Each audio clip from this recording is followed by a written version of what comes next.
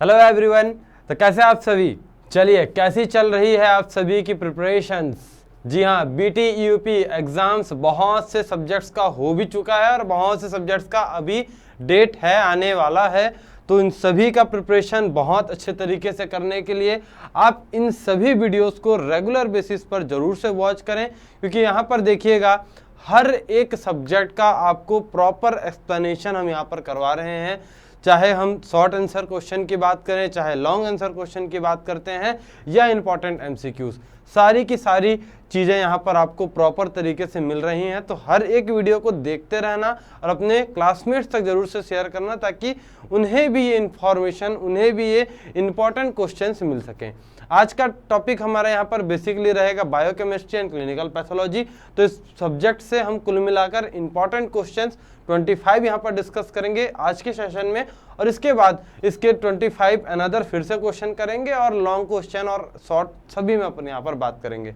तो कंप्लीट देखना वीडियो को, और कितने क्वेश्चंस आ रहे हैं, किस तरीके के क्वेश्चंस आ रहे हैं, क्या पैटर्न यहाँ पर रहेगा, इन सभी को आपको समझने की जरूरत है। सबसे पहले देखते हैं, पहला क्वेश्चन यहाँ पर देख लिया जाए। देखिए अब क्वेश्चन ये बहुत ही हलवा क्वेश्चन है, बहुत ही छोटा क्वेश्चन। ऐसे क्वेश्चन में आप बिल्कुल भी गलती नहीं करेंगे और ऐसे क्वेश्चन आपको देखने को मिलते भी हैं। ये बहुत ही पॉपुलर टाइप के क्वेश्चन है। Power house of the cell, बहुत ही आसान। यहाँ पर आपको बिल्कुल भी परेशान होने की जरूरत नहीं है। सभी सेल ऑर्गेनेल्स हैं, लेकिन सभी का फंक्शन अलग अलग रहता है। माइटोकॉन्ड्रिया क्या हो जाएगा आपके लिए? पावर हाउस होगा, क्योंकि ये एटीपी का प्रोडक्शन करता है। ठीक है, गोल्जी कॉम्प्लेक्स की बात करते हैं, ये क्या करते हैं? गोल्जी कॉम्प्लेक्स है तो भैया जितने प्रोटीन्स हैं उनका ये रिपैकेजिंग करते हैं, उन्हें स्टोर करने का काम करते हैं। न्यूक्लियस ये क्या करेंगे? ये भी हमारे प्रोटीन को सिंथेसिस करने का काम करते हैं। लाइसोसोम, सुसाइडल बैग, तो इन सभी के फंक्शंस आपको जरूर से ध्यान में रखते हुए चलना है। ठीक है, डबल मेम्ब्रेन ऑर्गेनल होता है आपका माइटोकॉन्ड्रिया, क्या करता है? एटीपी का प्रोडक्शन करता है। अगला क्वेश्चन देखते हैं, इंसुलिन डिपेंडेंट डायबिटीज बोला गया है। इंसुलिन डिपेंडेंट डायबिटीज कौन सा होगा? दो तरीके के डायबिटीज होते हैं, टाइप 1, टाइप 2। टाइप 1 को क्या बोला जाएगा, टाइप 2 को क्या बोला जाएगा, आपको समझना है।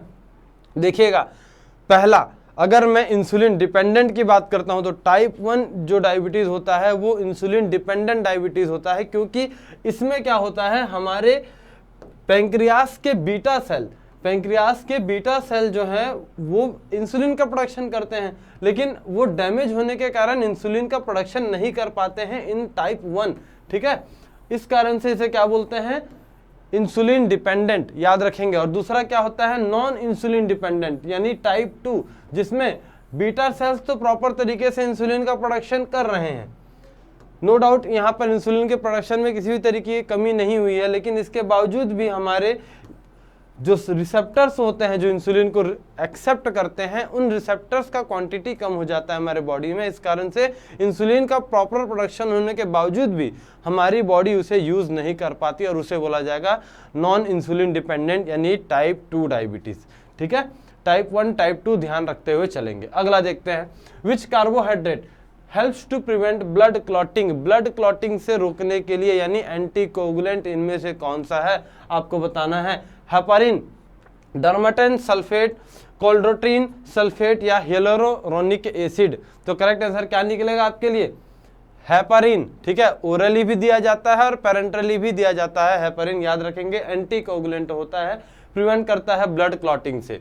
ग्लाइकोजन स्टोरेज, ठीक है, ग्लाइकोजन स्टोरेज इस डिजीज में क्या होता है ये आपको बताना है। It is able to store, it is able to break down, it is not able to store और break down, and all of the above, मतलब ये सभी होंगे। तो यहाँ पर करेक्ट आंसर क्या निकलेगा? Glycogen storage. देखिए, एक ऐसा डिजीज होता है जहाँ पर हमारे बॉडी, हमारे सेल्स ये ग्लाइकोजन को ना ही स्टोर कर पाते हैं और ना ही इन्हें ब्रेक डाउन कर पाएंगे। जब तक इन्हें ब्रेक नहीं करेंगे तो इनसे एनर्जी, इनसे एटीपी का प्रोडक्शन नहीं हो पाएगा, बॉडी को एनर्जी नहीं मिल पाएगी। तो इसका ब्रेकडाउन प्रॉपर तरीके से होना जरूरी है। लेकिन अगर मैं इस डिजीज की बात करता हूं तो एक ऐसा जेनेटिक डिसऑर्डर है जहां पर हमारी बॉडी इन ग्लाइकोजेंस को इन्हें लंबे समय तक स्टोर कर पाती है और ना ही इनका प्रॉपर तरीके से ब्रेक डाउन कर पाता है। तो करेक्ट आंसर आपके लिए निकल जाएगा ऑप्शन सी। ठीक है, ध्यान रखेंगे। इन शॉर्ट GSD के नाम से भी जाना जाता है, ग्लाइकोजन स्टोरेज डिजीज या डिसऑर्डर के नाम से। कोलेस्ट्रॉल की बात करते हैं, cholesterol is a precursor of, ठीक है, कोलेस्ट्रॉल स्टार्टिंग मटेरियल मानकर चलिए, ठीक है, प्रिकर्सर मतलब स्टार्टिंग मटेरियल। तो कोलेस्ट्रॉल से क्या बन सकता है, विटामिन डी, ई, बी या ए। करेक्ट आंसर क्या निकलेगा यहाँ पर, अगर आप उसके स्ट्रक्चर को लगभग देखोगे तो लगभग उनके स्ट्रक्चर मिलते जुलते रहते हैं। आपका आ जाएगा यहाँ पर करेक्ट आंसर विटामिन डी, ठीक है, विटामिन डी, कार्डियक ग्लाइकोसाइड, इन सभी की बात करते हैं, सिटोस्ट्रॉल्स की बात करते हैं, तो इन सभी ये होते हैं प्रिकर्सर, ठीक है, इन सभी का प्रिकर्सर आ जाएगा आपका कोलेस्ट्रॉल। चलिए अगला देखते हैं, which is a monomer, monomer मत बताइएगा, nucleic acid like DNA and RNA, ठीक है, डीएनए आरएनए क्या होते हैं, ये पॉलीमर होते हैं, ठीक है, ये एक ग्रुप होता है और ये मिलकर एक पॉलीमर का फॉर्मेशन करते हैं। तो आरएनए डीएनए क्या हो गया, एक पॉलीमर हो गए, लेकिन वो छोटे छोटे स्मॉल यूनिट्स यानी वो मोनोमर्स कौन से हैं जो आपस में मिलकर डीएनए या आरएनए का फॉर्मेशन किए हैं, क्वेश्चन ये पूछा गया है। न्यूक्लियोसाइड होगा, न्यूक्लियोटाइड होगा, या दोनों होगा, या इनमें से कोई भी नहीं। तो करेक्ट आंसर क्या निकलेगा यहाँ पर, न्यूक्लियोटाइड। ध्यान रखेंगे, न्यूक्लियोटाइड और न्यूक्लियोसाइड दोनों में अंतर है।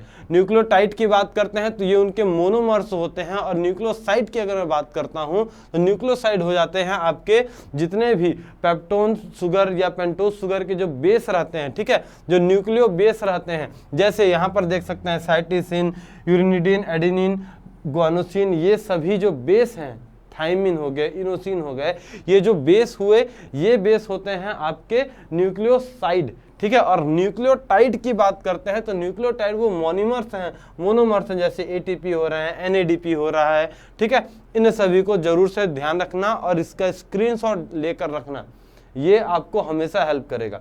स्क्रीनशॉट इसका जरूर से लेकर रखना, ठीक है। अगला क्वेश्चन देखते हैं, removal of unwanted cell in embryo, ठीक है, एम्ब्रियो यानी अगर मैं साइटोसॉल की बात करता हूं तो यहाँ से जो भी अनवांटेड सेल्स हैं अगर उनका रिमूवल हो रहा है, रिमूव हो रहे हैं, तो वो किसके कारण हो रहा है, कौन इसे रिमूव करने के लिए रेस्पॉन्सिबल है, जिसे हम सुसाइडल बैग के नाम से भी जानते हैं। लाइजोसोम, पेरोक्सिसोम, न्यूक्लियस या न्यूक्लियोलस। तो करेक्ट आंसर क्या आएगा आपके लिए यहाँ पर, लाइजोसोम, ठीक है। लाइजोसोम जिसे हम क्या बोल सकते हैं यहाँ पर, इसे सुसाइडल बैग के नाम से भी जाना जाता है। जितने भी डैमेज्ड सेल्स या अनवांटेड सेल्स रहते हैं उन्हें ये डाइजेस्ट करने का काम करता है, ठीक है। ये आपको ध्यान में रखते हुए चलना है। आगे देखते हैं, आइडेंटिफाई द गिवन स्ट्रक्चर। ऐसा क्वेश्चन निकल कर आ सकता है, ठीक है। स्ट्रक्चर वाली चीजें रिमेंबर करते हुए रखना। ग्लूकोज, फ्रक्टोज, सुक्रोज या माल्टोज, इस स्ट्रक्चर को क्या बोला जाएगा, तो देखिएगा यहां पर आपको OH ग्रुप देखने को मिल रहा है, डेक्स्ट्रोसाइड, ठीक है, डेक्स्ट्रोसाइड। तो क्या आ जाएगा ये आपका डी फ्रक्टोज, ध्यान रखेंगे, डेक्स्ट्रोफ्रक्टोज, ठीक है। आपका OH ग्रुप राइट साइड आ गया, डेक्स्ट्रो रोटेटरी यहां पर आपको देखने को मिलेगा, ठीक है। नेक्स्ट क्वेश्चन देखते हैं, enzyme which is used in the treatment of traumatic और पोस्ट ऑपरेटिव एडिमा। चलिए, पोस्ट ऑपरेटिव एडिमा, इनमें किसका यूज किया जाएगा, कौन सा एंजाइम है आपको बताना है। कोलेजिनेस एंजाइम, फिब्रिनोलाइजिम एंजाइम आ रहा है, हियालुरोनिडेस एंजाइम आएगा या लाइजोजाइम। करेक्ट आंसर क्या निकलेगा, हियालुरोनिडेस, ठीक है। हियालुरोनिडेस या हियालुरोनिक एसिड इनका यूज किया जाता है। जैसे इसका अब काम क्या रहेगा कि देखिए, अगर कई बार ऐसा प्रॉब्लम आता है कि हम पेशेंट को इंजेक्शन दे रहे हैं, हम उसे ड्रग दे रहे हैं, लेकिन उसके बाद भी उसकी स्किन उसे एब्जॉर्ब नहीं कर पा रही। अगर बेसिकली मैं टॉपिकली बात करता हूं तो टॉपिकली हम कोई मेडिसिन दे रहे हैं, वो अगर एब्जॉर्ब नहीं कर पा रहा है, तो इसका यूज करके हियालुरोनिक एसिड का या हियालुरोनेज एंजाइम, इसका यूज करके हम स्किन के परमेबिलिटी को बढ़ा सकते हैं, जिससे ड्रग का एब्जॉर्प्शन और स्पीड तरीके से हो जाएगा, मेनली सबक्यूटेनियस लेवल पर, ठीक है। स्किन के परमेबिलिटी को बढ़ाने का काम करता है। चलो अगला क्वेश्चन देखते हैं, हिस्ट्री से विटामिन बोला गया है। विटामिन सबसे पहले डिस्कवर किसके द्वारा किया गया था, कैसिमिर फंक के द्वारा, कुहने या वाटसन एंड क्रिक या इनमें से कोई भी नहीं। चलिए, ये क्वेश्चंस आपको बिल्कुल रिमेंबर करते रखने हुए हैं, बिल्कुल ध्यान में रखने की जरूरत है। ऐसे क्वेश्चन आपको हिस्ट्री वाले जो है ना एक क्वेश्चन आपको देखने को मिलेगा ही मिलेगा। यहाँ पर करेक्ट आंसर क्या होगा, कसिमिर एंड फंक। ध्यान रखना, विटामिन का आविष्कार हुआ था 1912 में इनके द्वारा। इनमें से कौन सा एक विटामिन नहीं है? चलिए देखते हैं, विटामिन के, बी, एफ या ई। अगर ऐसे क्वेश्चन को आप गलत करोगे तो बहुत ही मुश्किल हो जाएगा। यहां पर अगर ऐसे क्वेश्चन को गलत करोगे तो बहुत बहुत ज्यादा नुकसान में भैया। ये बिल्कुल भी गलती करने की जरूरत ही नहीं है, आप सीधा एक लाइन में जानते हो A B C D E और के, दैट्स ऑल। यहाँ पर एफ बोला गया, तुरंत हटा दो, ऑप्शन देखते ही यहाँ आंसर लगा दो, विटामिन एफ तो हटा ही दो तुरंत, ठीक है। A B C D E और के, ये आपको ध्यान में रखना है। चलिए अगला देखते हैं, which vitamin is required for the growth of bones. Bones के ग्रोथ के लिए कौन सा विटामिन होगा? चलो बहुत बहुत बहुत इजी क्वेश्चन, ए, डी, ई या के? विटामिन डी, ठीक है। किसके लिए? बोन्स के लिए विटामिन डी। जहां पर बोन्स है सीधा विटामिन डी लगाइएगा। Process of oxidation of glucose into pyruvate and lactate. चलिए अगर ग्लूकोज का ऑक्सीडेशन हो रहा है, अगर ग्लूकोज का बीटा ऑक्सीडेशन हो रहा है और लास्ट में पायरुविक एसिड, पायरुवेट या लैक्टेट या लैक्टिक एसिड का फॉर्मेशन हो रहा है, इस प्रोसेस को क्या बोला जाएगा आपको बताना है।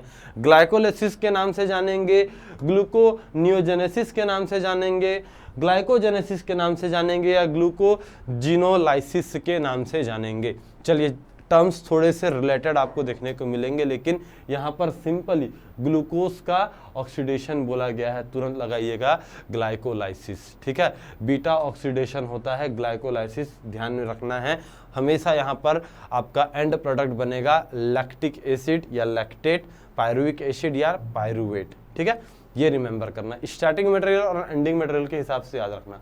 Which organ is mainly responsible for controlling the concentration of glucose. चलिए ग्लूकोज इन ब्लड, ठीक है, ब्लड में ग्लूकोज लेवल को मेंटेन करने के लिए कौन सा ऑर्गन सबसे ज्यादा रेस्पॉन्सिबल है? मसल्स, लीवर, स्टोमक या ब्रेन? चलिए क्या आ जाएगा करेक्ट आंसर यहाँ पर? लीवर। जब तक देखिए जो भी यहाँ पर जितने भी प्रोसेस चल रहे हैं, जैसे हम कुछ खाते हैं, ठीक है, तुरंत ही ग्लूकोज लेवल बढ़ जाता है, लेकिन एक समय के बाद वो चीज़ें हमारे लीवर से होकर निकलती हैं, तभी जाकर फिर से वो मेंटेन हो पाता है। तो मेन यहाँ पर रेस्पॉन्सिबल ऑर्गन आपके लिए आ जाएगा लीवर, ठीक है। अगर ये नहीं रहेगा तो कभी भी हमारे साथ ग्लूकोज लेवल प्रॉपर तरीके से मेंटेन नहीं हो पाएगा। अगर ज़्यादा हो जाता है नॉर्मल से तो आपको डायबिटीज़ के कंडीशन देखने को मिलेंगे, ठीक है। नेक्स्ट क्वेश्चन देखते हैं, इनमें से कौन सा मिनरल लार्ज अमाउंट में मिलता है? हमारे बॉडी में लार्ज अमाउंट में आपको बताना है, यानी मैक्रो न्यूट्रिएंट्स, मैक्रो मिनरल्स की मैं बात करता हूँ यहाँ पर, ठीक है। करेक्ट आंसर यहाँ पर देख लीजिए ऑप्शन पहले, सोडियम, आयरन या कैल्शियम। चलिए बहुत अगर थोड़ा सा भी अगर आप थोड़ा अगर कॉमन सेंस लगाएंगे तो आपको इसका आंसर मिल जाएगा। सबसे ज्यादा क्या होगा? कैल्शियम। क्यों? कैसे आप इतने श्योरिटी के साथ बोल रहे हैं? क्योंकि आप सिंपल सोच कर देखिए, कैल्शियम कहाँ प्रेजेंट रहता है? हमारे बोन्स में, और हमारे बॉडी में सबसे ज़्यादा बोन्स हैं। अगर आयरन की बात करूं, सोडियम की बात करता हूं, उन सभी के कंपैरिजन में बोन्स सबसे ज़्यादा हैं, ठीक है। तो बोन्स ज़्यादा है मतलब कैल्शियम का क्वांटिटी हमारे बॉडी में सबसे ज़्यादा रहेगा, ठीक है। 1200 ग्राम एक हेल्दी पर्सन, एक हेल्दी एडल्ट की मैं बात करता हूँ। तो चलिए नेक्स्ट देखते हैं, डिक्रीज इन वाटर कंटेंट। अगर हमारे बॉडी में वाटर का कॉन्सेंट्रेशन, अगर वाटर कम हो जा रहा है, वाटर का लेवल कम हो जा रहा है, तो क्या आ जाएगा? ओवर हाइड्रेशन, रिहाइड्रेशन, डिहाइड्रेशन या बोथ ए एंड बी।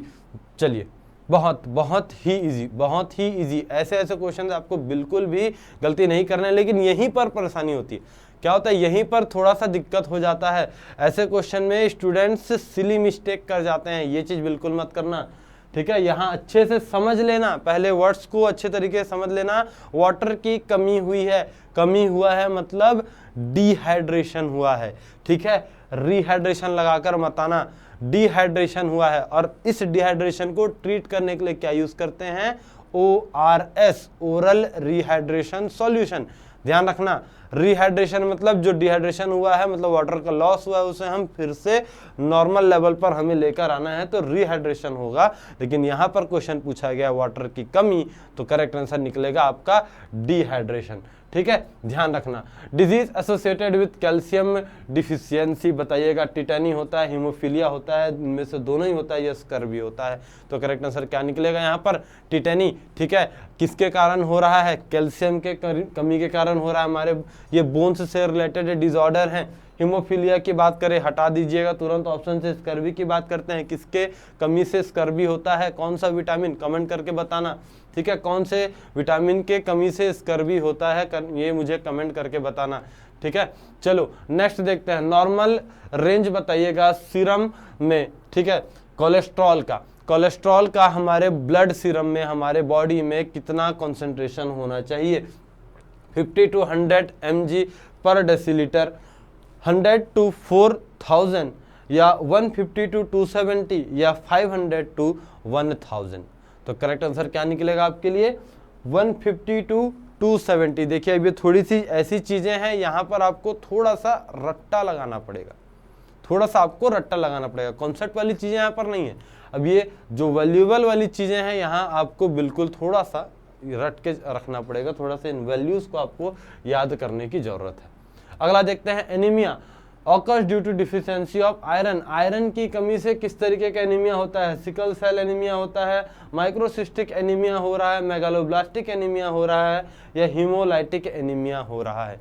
चलिए करेक्ट आंसर बताइएगा यहाँ पर, ठीक है। क्या आएगा करेक्ट आंसर यहाँ पर, आपका माइक्रोक्रिस्टिक एनीमिया। ध्यान रखना, माइक्रोक्रिस्टिक एनीमिया, पर्निशियस एनीमिया, बहुत से अलग अलग टाइप के एनीमिया होते हैं। मेगालोब्लास्टिक एनीमिया की मैं बात करता हूं तो विटामिन B12 की कमी से यानी फॉलिक एसिड की कमी से होता है। तो ये अलग अलग तरीके के जो एनीमिया हैं, ये भी आपको ध्यान में रखना है। आप चाहें तो इसका एक पर्टिकुलर एक वीडियो भी डला हुआ है यूट्यूब में, आप हमारे मेन चैनल से जाकर एक बार उसे चेक करना। एनीमिया, टाइप्स ऑफ एनीमिया, आपको अभिषेक सर की वीडियो, उसमें सारे एनीमिया प्रॉपर तरीके से आपको क्लियर हो जाएगा, ठीक है। चलो आगे देखते हैं, ऑरेंज रेड कलर हुआ है अगर यूरिन में, यूरिन आउटपुट जो हो रहा है अगर उसका कलर ऑरेंज रेड कलर का आ रहा है तो किसके कारण आएगा, concentrated urine bile pigment present है, या रिफाम्पिसिन, या हीमोग्लोबिन, ठीक है। क्या जाएगा करेक्ट आंसर यहाँ पर, रिफाम्पिसिन। कुछ याद आ रहा है, फार्माकोलॉजी वाला क्वेश्चन कुछ याद आ रहा है, डॉक्टर आर बोला जाता था तो DR से रिफाम्पिसिन याद करते थे, और आर मतलब red colour, redness in urine, ठीक है। ये याद रखना, ऑरेंज रेड कलर आएगा जब भी किसी पर्सन को एंटी ट्यूबरकुलर ड्रग्स, अगर उसे टीबी है, उसे अगर रिफाम्पिसिन दिया जा रहा है तो उसका यूरिन का colour orange to red colour का देखने को मिलता है, ठीक है। चलो फैट सॉल्युबल विटामिन्स के बारे में आपको बताना है, इनमें से कौन सा एक फैट सॉल्युबल विटामिन है, A, B, C या B1। चलिए करेक्ट आंसर क्या निकलेगा आपके लिए यहाँ पर, vitamin A। Vitamin A, D, E और K ये होते हैं फैट सॉल्युबल, बचे B और C ये होते हैं वाटर सॉल्युबल, ठीक है। ये ध्यान में रखना, A, D, E के फैट सॉल्युबल हो गए और बचे B और C वो आपको लगाना है डायरेक्ट वाटर सॉल्युबल में। याद रखना, इसमें कंफ्यूज होने की जरूरत नहीं है। एक्टिव फॉर्म बताइएगा विटामिन A का, रेटिनल, रेटिनोइक एसिड, रेटिनॉल, या ऑल ऑफ द अबव। तो ये तीनों ही फॉर्म याद रखना, ये तीनों ही फॉर्म एक्टिव रहते हैं विटामिन A की अगर मैं बात करता हूं, और इन तीनों ही फॉर्म को एक साथ मिलाकर हम रेटिनॉइड्स के नाम से भी जान सकते हैं।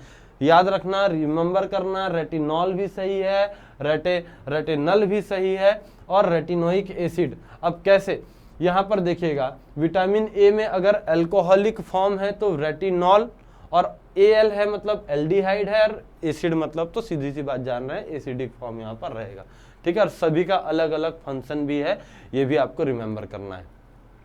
जॉन्डिस की बात करते हैं, जॉन्डिस किसके कारण होता है, haemolytic anaemia, sickle cell anaemia, microcytic anaemia, या पर्निशियस एनीमिया। तो जॉन्डिस किसके कारण आ रहा है, हीमोलाइटिक एनीमिया, ठीक है। हीमोलाइटिक एनीमिया के कारण, क्योंकि यहाँ पर क्या हो रहा है, डिस्ट्रक्शन ऑफ RBCs, प्रॉपर तरीके से RBC का फॉर्मेशन नहीं हो पाता है इस कंडीशन में।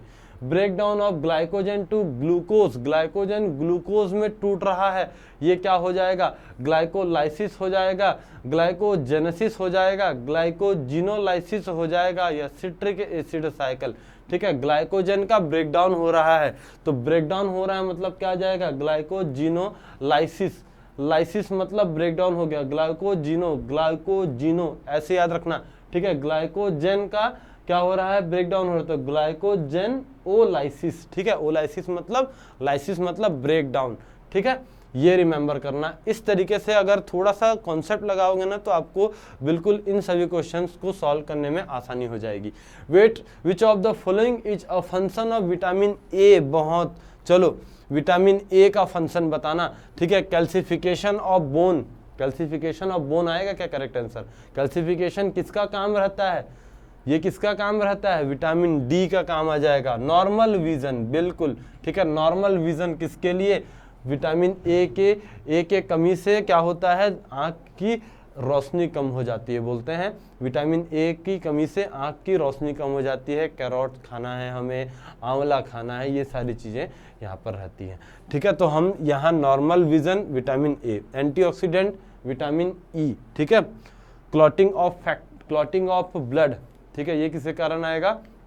विटामिन के, ठीक है। करेक्ट आंसर यहाँ आपके लिए विटामिन ए बोला गया है, तो नॉर्मल विजन, ठीक। तो ये सभी क्वेश्चंस बिल्कुल रिमेंबर करना, और जहाँ पर मैंने आपको जैसे कॉन्सेप्ट बताया है उन सभी को बिल्कुल याद करते हुए रखना, और किसी भी तरीके के सिली मिस्टेक से अपने आप को बचाना।